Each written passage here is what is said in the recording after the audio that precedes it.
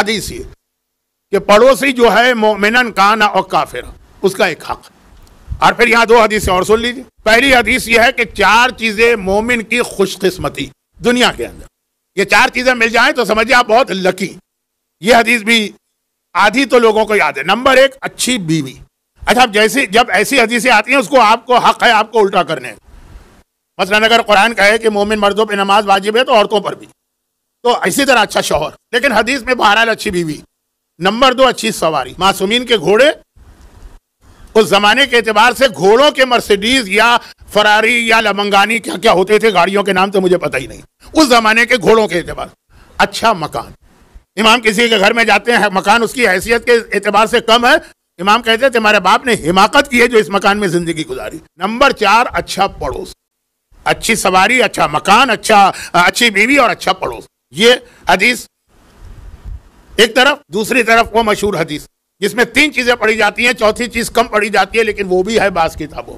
پیغمبر کا جملہ کہ جبرائیل میرے پاس آتے تھے جب بھی آتے تھے 4 چیزوں کی اتنی تاکید کرتے تھے کہ مجھے ایسا لگتا تھا کہ یہ 4 چیزیں واجب ہونے والی. نمبر 1 جب بھی آتے ہیں نماز شب.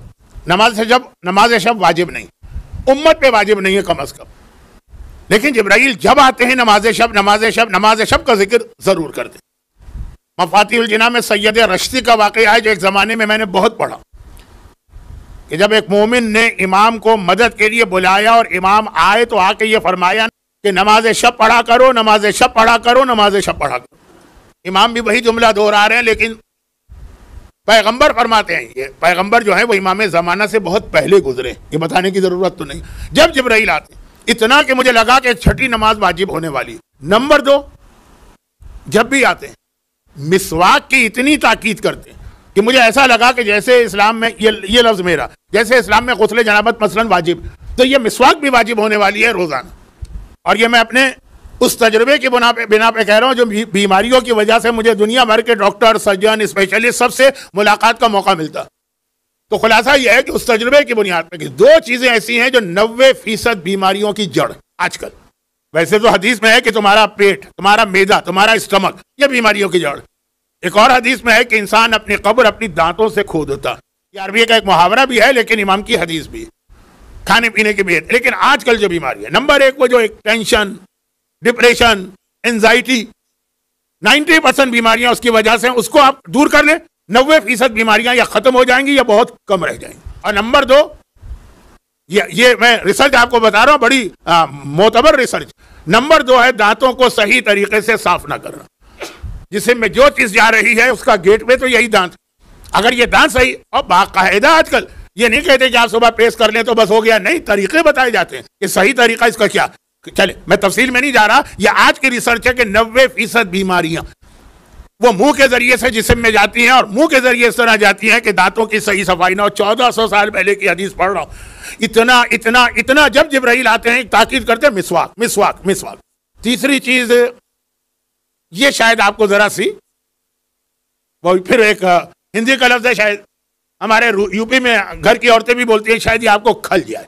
جو آپ جو میرے سامنے کہا جب آتے ہیں بیوی کا اتنا حق بتاتے ہیں کہ مجھے ایسا لگا کہ قرآن میں ایک آیت آنے والی ہے کہ بیویوں کے سامنے اف بھی نہ کرنا.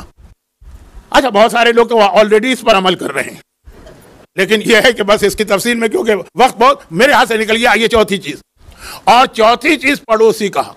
جب بھی آتے ہیں پڑوسی کے بارے میں اتنی تاکید کرتے ہیں کہ مجھے یہ ڈر لگا کہ کہیں یہ حکم نہ آ جائے کہ جب تم مرو گے تو تمہاری جائیداد میں بھی پڑوسی کا حق شامل ہے. باپ کی موت پہ بیٹے کو حق ملتا ہے، بیٹی کو حق ملتا ہے، مرنے والے کی والدین کو حق ملتا ہے کہ پڑوسی کو بھی جائیداد میں حق دیا جائے. اتنی تاکید کرتے ہیں کہ جیسے تمہارے مال میں بھی وہ تمہارا شریک ہونے والا. تو اب یہ جو روایت ہے اس کے الفاظ بہت توجہ طلب ہے، جس میں آخری چیز آتی ہے یہ پڑوس. اتنا حق. تو یہ اسلام کا ایک بہت اہم حکم. اور جیسا کہ میں نے شروع میں ایک حدیث پڑھی اس کے لفظ کو دوہرا دوں، مومنن کانا او کافرا. آپ کا پڑوسی مومن ہے تب بھی اس کا حق ہے، آپ کا پڑوسی کافر ہے تب بھی اس کا حق.